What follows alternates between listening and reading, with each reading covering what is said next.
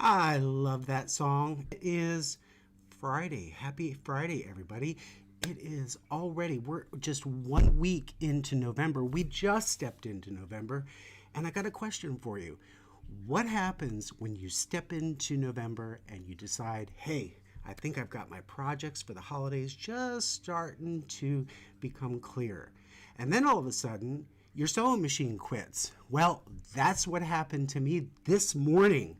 I was thinking I was all good and I was getting everything ready and I was going to do one little seam, and then all of a sudden my machine quit. But that's what's going to happen sooner or later to all of us. So today's topic is, what do you do when your sewing machine breaks? So if you're interested, stick around and let's start the show.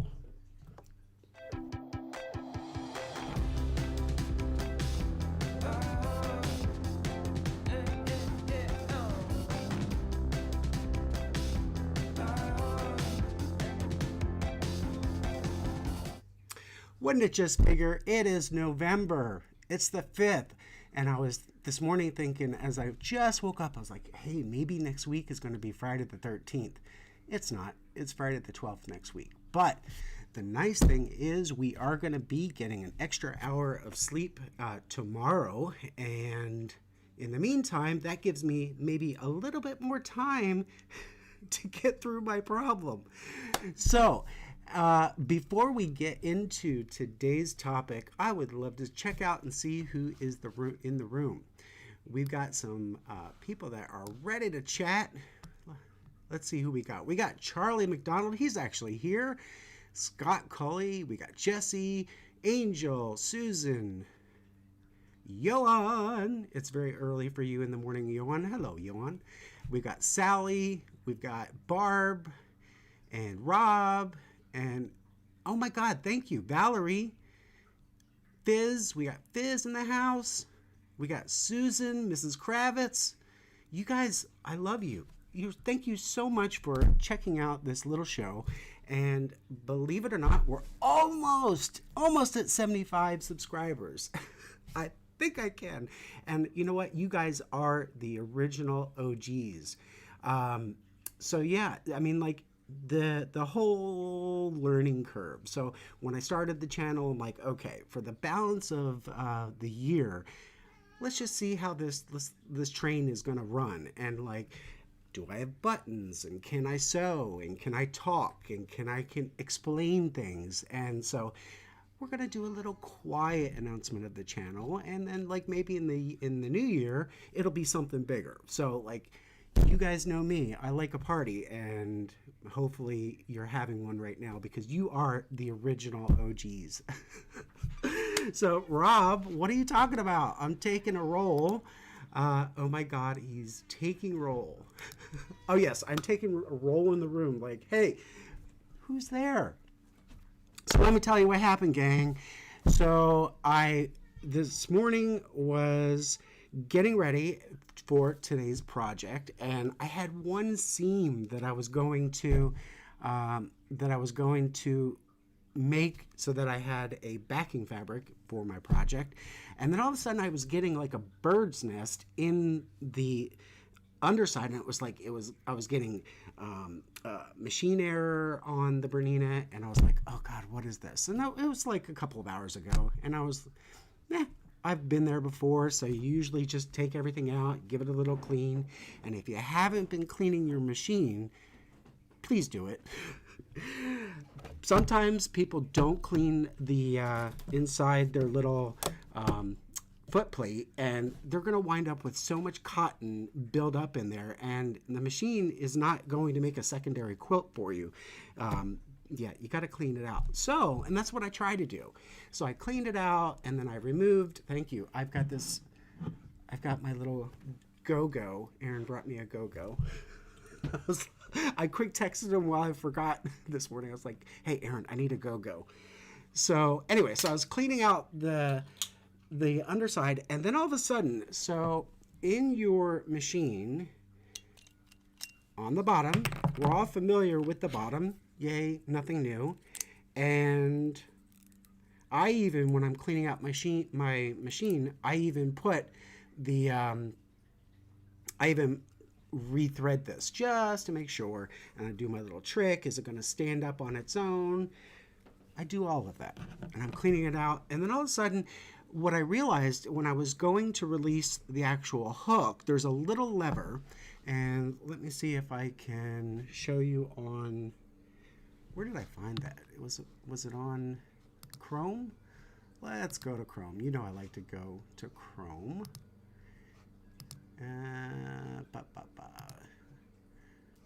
I might be jumping ahead of myself. Yes, I was going to... I went and I looked at the manual, and I was like, okay, what the heck is going on with this thing? And right here, if you can see my cursor, there's a little lever that you have to release the door so that you can actually remove the hook. And what I did was, as I was trying to no avail, it was like a little weird trying to get the little latch done hook, and I was like, that's odd, but I finally pinched it hard enough and it released. So then I pulled out the bobbin, I pulled out the hook, and then, yep, there was a little bit of threads caught in the lip of where the hook sits, and there was actually a little ball in there of thread. And I was like, okay, I got all that cleaned out the stitch plate, went to put things back, and the latch, when I went back to put that latch back right here, unfortunately, it just will not budge. It was like, and I know full well, I like to over tighten things and I'm kind of rough on things. This, when it comes to my sewing machine, I absolutely do not force things. So I called up my local Quality Sewing and Vacuum. I have a service plan with them, and I said, I'm in an emergency. And I'm like, you don't know me, but is Kathy there? And Nancy answered the line, and she's like, Kathy's not here today on Friday. And I'm like, okay, here's my deal. I run a little YouTube channel. I sew live twice a week. I'm in an emergency. And she goes, oh my gosh. Well, I already knew that, oh my gosh, 3 weeks when I called last week just to see what my service plan was. I actually have another year on it, and they're like, yeah, it's going to be 3 weeks. So I was like, I'm not going to clean it right now. I'll wait till the new year. They moved heaven and earth for me, gang. The Quality Sewing Vacuum, they have a lot of branches here in the Seattle area, greater Seattle area, and they said, if you can get your machine in by tomorrow, we'll put it in, and they're hooking me up, and I am so grateful. So it doesn't have to be so scary here, but what are you guys going to do? Do you have a backup machine? Do you have a good relationship? This is the time that you want a good relationship with your local sewing stores.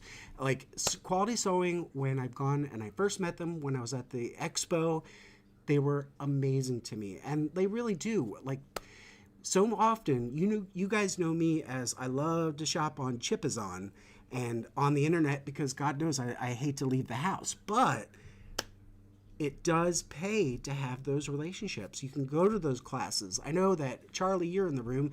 Didn't you go to some classes? And Johan, I think he went to a class. I might be confusing with somebody else, but I know that there's so much that it really does help maybe to have a class and a group setting. In the meantime, you're building a relationship with these people that you never know. Sometimes they're going to take pity on you, and they might be able to help you. So thank you to Nancy. She moved heaven and earth for me, and we are going to take the machine in this weekend. And then they said, believe it or not, I might actually have it. Best case scenario, if it doesn't need to be a special part order, Tuesday, or the next best one would be Thursday. I mean, like, that is flippin' amazing to me. Yeah, so if you can get a plan, or if you can, and actually I think it was Charlotte, she took her machine in, and she has to drive 45 minutes away, but like, get to know your folks. So that is my, I hate to push my problems on you, but sometimes you've got to be flexible. And today, yeah, Charlie, I did I did change the title of the episode because things happen. So what are you guys going to do if you have a major problem with your machine that you can't diagnose, you can't repair yourself? You're now in the holiday season. You're supposed to be getting your makes on, and what do you guys do? So I actually do have a backup machine. It is a little Burnett. So there's Bernina's, and then their little sister is the Burnett. Unfortunately, there's something wrong with it, and it's been wrong for like a year and a half, and I absolutely forget what was wrong with it. So now my backup is not be able to, I can't, it's not a backup for me. So that's not an option. So I didn't ask. Sometimes, can you rent machines? Can you put in the comments what tips you might offer somebody when, hey, your machine no worky? In the meantime, while you guys put in the comments, one thing that I thought of was like, all right, Yoan has been, Go Ahead and Make Me, Yoan has been on my case because he says I'm a button pusher, and that's great and all until the button doesn't push any longer. So, great. So Janice, she says she has a backup. Well, good for you, Janice. No, I'm glad you do. I'm really glad you do. One thing, but Yoan has been on my case. He's like, what are you going to do when you can't push buttons? I'm going to tell you what I'm going to do. AccuQuilt has saved me. And I got the English paper piecing, and I was like, do I really want to go down this route where I'm actually going to do some hand piecing? And you know what? Now I'm kind of boxed into a corner, literally. I'm literally boxed into a corner that I'm gonna try English paper piecing. So EPP, yeah, you know me. I think. That is so sweet. So Rob says, hey Chip, you can use my machine if you're willing to leave the house, as long as there's a full fridge, Rob. And listen to me, I got conditions. I want a rider. It's got to have, I want go-go in the fridge. But gosh, yeah, hey, well, that's a good way for me to force you to come on to the show. Say, hey, Rob, take me on the journey with your new machine. So I haven't even broken open this English paper piecing, and I was actually saving this for the new year because it was going to be one of my New Year's resolution that try something new. And in my quilting journey, I have never done hand piecing, and I really admire what people have done, but yeah, I was just like, oh, I have plenty of time to learn that. Well, it looks like it's going to be sooner than later. So in my English paper piecing, it actually comes with, your die cuts, and there we go. So it comes with your pieces to cut the foundation itself. So when you're working with that paper piecing, you actually have the paper that you're going to cut and the fabric. So the paper is going to, I believe it's going to cut true to size, and then the fabric die, which is the same shape, but just with that 1/4 inch seam allowance that you can turn, and then you can iron or press, and then you can sew.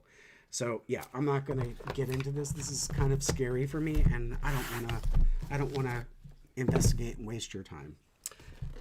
We're gonna learn that maybe Monday. That sound good? So yeah, it's hand piecing. And as if you've ever watched Yoan when he is hand sewing, now he makes his bears, he makes quilt blocks, and I always tease him because when he's hand sewing, he's like, that's gonna be me. All right, so Charlie's on board. He said, yep, handwork is a good distraction. I haven't tried EPP yet, but there are so many cool patterns. I totally agree. And And Susan, I think we're going to have a an emergency meeting. So for everybody, we're going to say, okay, let's get him through this. Should we do a call? Should do a Zoom meeting, or you guys can come live. So, uh, wow. Okay, so Jesse, he has 3 of his 4 machines are semi or fully industrial. So I can pretty much take them apart and put them back together at this point. Jesse, you need to come to my house to the Quilt Stream studio and help me in real time. Um, Who else do we have? So Janice has her back up, and then yep. So Charlotte agrees. Her local shop has amazing service. So one of the things. Okay, so getting back to what you can possibly do, I was thinking that in no matter what I do at this point, it's going to be hand sewing. So if you were originally, and let's say it is going to be 3 weeks, 3 to 4 weeks until your machine would be back on your sewing table, what do you do? So I was thinking that if you were planning on a beautiful quilt for somebody, maybe you have to pivot and maybe use 1 or 2 of the blocks and just like scale it down. Maybe it is possible that instead of a quilt, somebody's going to get something for their wall, or maybe they're going to get a pillowcase or something. It is totally, totally doable. Um, all right. Thank you, Jesse. He says, all I need is a plane ticket. I got to pay to get this machine fixed. Actually, no, I have a service plan. So yeah, so if you do smaller projects, so you can do pillowcases, you can do wall hangings, you can do table runners. What other ideas do you guys have? I was thinking that like you're still, even on the block that I made the other day, getting ready for today's show. So I was going to do a table runner, and it was a modified version. So here we don't have a dining room. So because I've taken it over, the long arm is actually in the dining room. And if I'm working with a table runner in my house, a table runner is going to be something more for the coffee table that is much, much smaller. So I'm still in the neighborhood of size, but like you could take your quilt block and just make it where, hey, it's going to be, it could be a bag, it could be a shopping bag. And I did 4. So let me show you the pattern that I was working on. Bear with me when I bring that up. Okay, so I was thinking about doing a table topper, like a table runner, and this is purely just 4 blocks. I loved it because I was like, okay, what if we were going to do something that you didn't want to bind the natural way where you're doing all these mitered corners, because that would be 2, 4, 6, 8, 10, 12, 14. That would be insane. Too many. No, that would be 16. 16 mitered corners just for this small little thing. So what I was thinking is okay, so instead of doing the regular mitered corners and binding, like let's just do a flip and fold. And when you're thinking about hand sewing, actually this I still could finish with the same project. So maybe this might be my first test block when I'm making that final 4th one, that all of it is going to be hand sewn, and that'll be interesting to see, like as a newbie, can I get the same results out of the hand piecing that I did for the machine piecing? And maybe I'll try it, like that whole hand sewing. The beauty of it, it's kind of like knitting in the way that maybe I'll be able to hand sew and actually watch TV when I'm going and doing that. Right now, I'm usually so focused on the machine that it's impossible for me to enjoy a show. So maybe hand sewing, there is something to be said for it. Now, that's a fantastic. Jesse, I love this, love this, love this. You could also use the wait time while your machine's in the shop to prep all your projects so that they are ready to go once the machine comes home. Love that idea. Love that idea. Um, Charlotte, you said, my machine has gone down many a number of times when I'm on a deadline to get the project finished. Having a second machine has saved me. The last repair took over a few months. I had to wait. Yikes, that is not good. All right, Fizz, thank you. I'd probably start a new project, have all my pieces cut, and ready to go for when my machine is cleaned from the vet. I love it.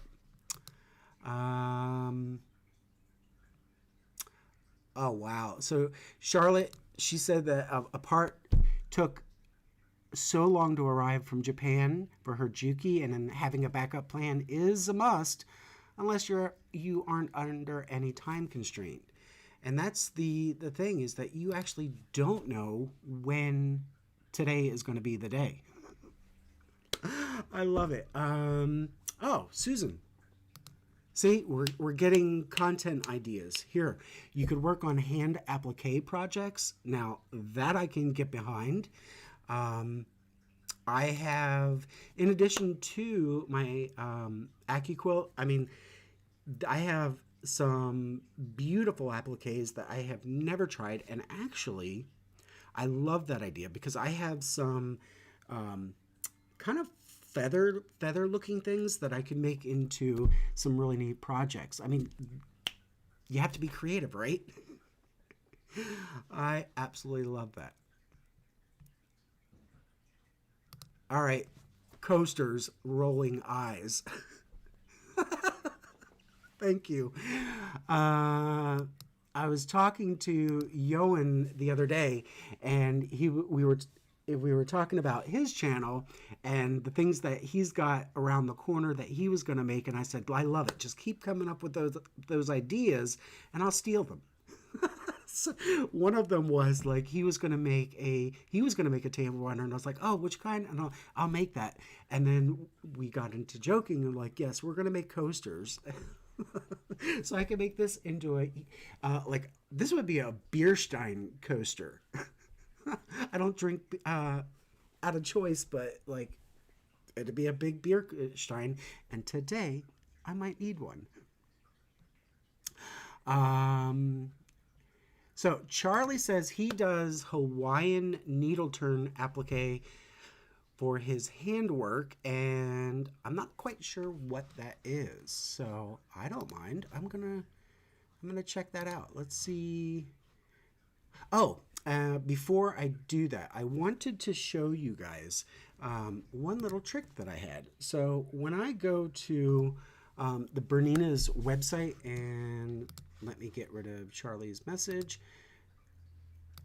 There we go. So when I go to Bernina, they actually don't carry or make my model of machine any longer. But the nice thing is that I am able to, bear with me, I am able to search the website for my machine, B780, if I can type. And when I go to support, I am still able to get the manual. When I first was looking at it, let's go to the product page. And let's go to support, and then I can go and get the manual. Now, that's great if your manufacturer still puts that on their website.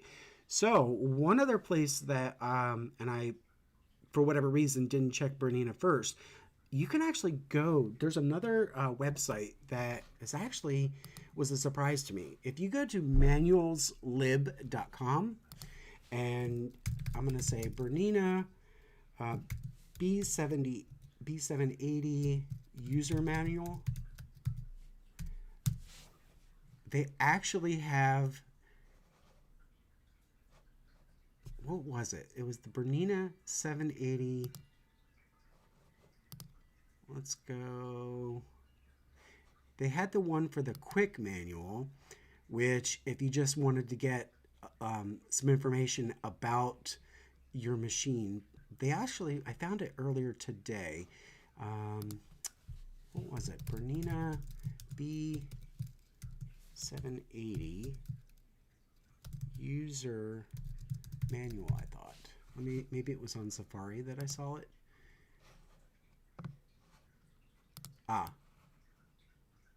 Let's try it this way. I'm going to go back to Chrome. There we go. So on this manuals lib, they actually had somebody uploaded the user manual, which was the full manual. And I thought, hey, that is a good trick. So if your machine doesn't appear on your manufacturer's website, check out manualslib.com. And they actually might be able to help you out. So finish the binding on the quilt. So Angel, in her process, oh gosh, going to Fizz, it's never going to happen. You can learn to knit. Never going to happen. When Erin and I were first even considering looking at hobbies, and we were looking at knitting, to be honest, and I had my 2 sticks, he had his 2 sticks, and I was doing it, like, put the right one through that whole turn and do all that, and I kept going. Within 10 minutes, it was giving me anxiety, like that whole, I felt like I was a mouse on a wheel. It was just giving me anxiety. So sorry, Fizz, I will never want to knit. Yeah, I'm sure Zachary, Aaron could show me how to make a dishcloth. I every now and then I look in his direction and I say, oh, you're doing a good job. Susan says she does the needle turn method as well. Not sure if my method is called that though. And that was for Charlie's, in response to Charlie's Hawaiian needle turn. So actually, yeah, I was going to come back to that. So let's go back to Chrome and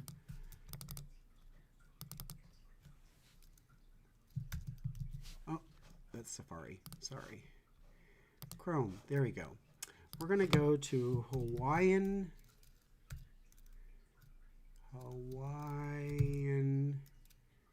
There are 2 I's. Needle turn applique. And let's see what that is about. Come on, Goggle. There we go. Oh, look at that. We got a full-on video. I don't think I'm allowed to do that. I'm not allowed to show someone else's process, but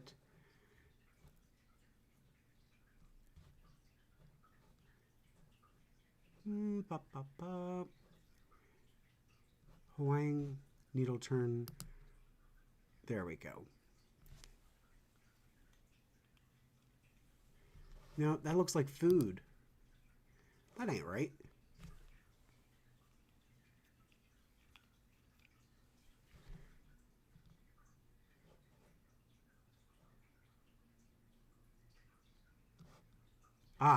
Okay, so I think I understand. So, Charlie, does that actually mean it's more like the referring to the shape of the applique, or is it a different technique to do that? I know that you have with your applique, which I haven't done, to be honest, I haven't done a lot of applique. I've done some, and I usually use, help me out, what's the stitch? 1 bite over, up, 1 bite in, and then back, and then what is that stitch? So I usually do that on the machine, and then that is really handy when I've done raw applique. And then actually there is another technique, and Susan, the book is going to be coming your way, but it's another version, and where you're you're laying down your pieces. So let's say you're going to do like maybe an art quilt, and this is actually something that I could probably do as well, is create a drawing and then have that on a piece of paper, and then you make a copy of that, and then each little piece you cut out and you put fabric on that, and then you cut that to the shape, and then you're laying it in place. So if you guys haven't heard, this is a No Sewing Until You Quilt It, and this is by Ann R. Holmes, and her background is a stained glass maker, and that's where she started to get her artistry and her ideas. But this is something that I was also thinking of for the new year, and Susan, inspired by Fizz, because Fizz is making an art quilt, and here's a really good picture. So let me see if I can get a shot here. So you basically, in hers, you have all of her little pieces, and I apologize that that's as far zoomed that I can get, but you wind up putting all of your little pieces of fabric as you lay them down, and each piece is glued, and then you're actually doing a raw edge applique, but you're doing it piece by piece by piece and just making a no-sew mosaic. And then once everything is solid, then you're going to sew all of those pieces down onto your foundation. So to make sense of that, I believe that you have your foundation, so it might be muslin, it might be whatever. Your image that you're going to be creating is drawn onto that, and now you just have a kind of map that you're laying your fabric, and you're cutting out each piece to match into that base. So that's one idea. But Susan, that would be fun to do with you.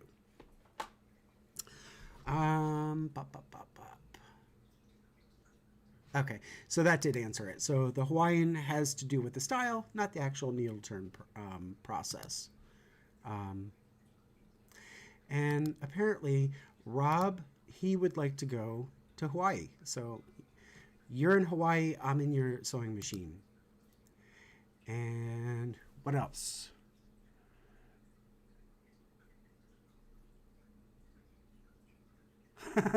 So Rob did a large applique wall hanging last year as a gift. That was enough, one and done. And please don't jinx me, because I'm thinking, like, if I'm really having to go down this road, and I am committed to doing the paper piecing. I just didn't realize it was going to be this soon. So Angel, we're going to have to get everybody to go. If you haven't already, head over to Facebook. I've created a Facebook group for the Quilt Stream community. And Angela, if you're feeling generous, maybe you can post pictures of your quilt that you're making, because it really is stunning. I don't want to give the secret away. Everything that she does is top secret, but yeah, if you're willing to share it, that'd be great. And actually, that'd be another thing. Like,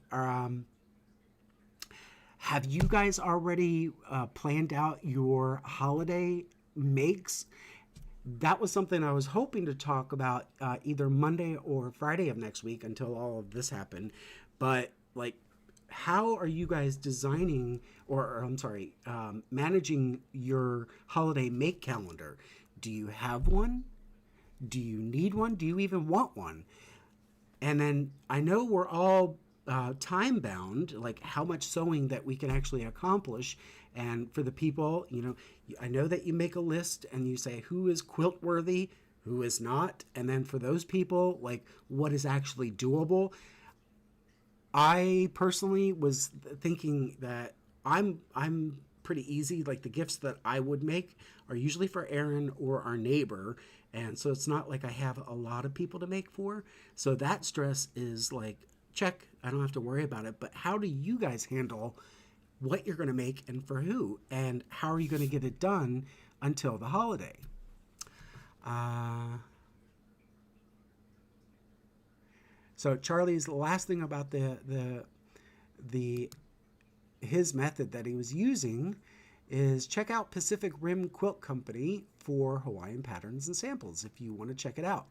I have seen, and Valerie is saying no holiday making, and I don't do holiday stuff. I love it. Susan, going to her method, she says you turn the fabric under along the edge with your needle and sew. The stitches are not seen and haven't done in some time and ready to get back into it.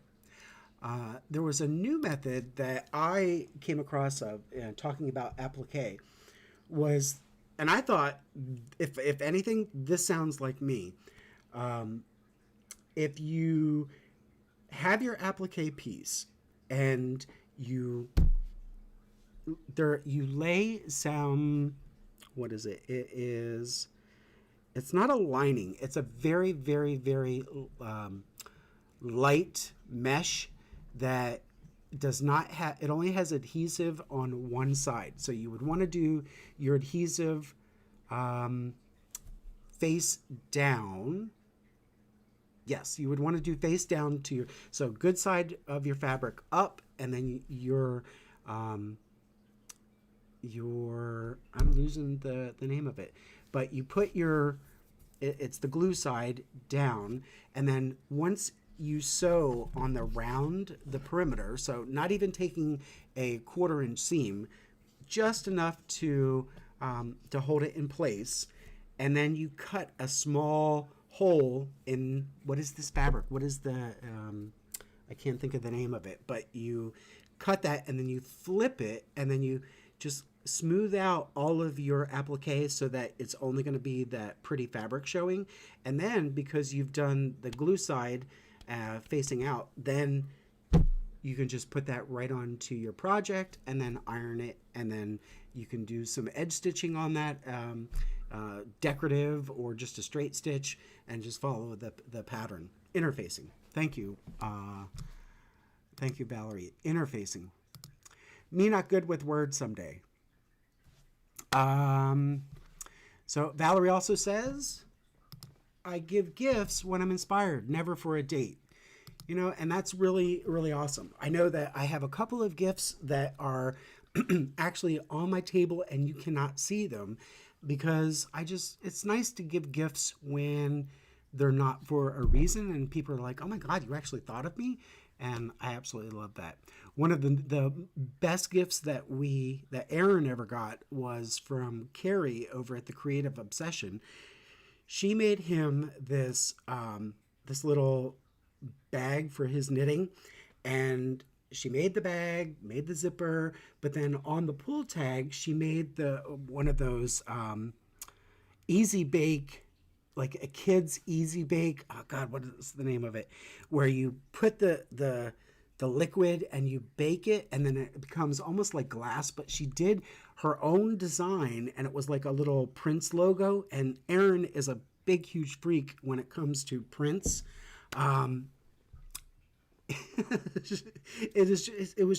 It made him so happy, and he filled it with Mr. Werther's original candies, and that's how he got his alter ego name. So yes, Biz, I'm gonna talk purdy someday.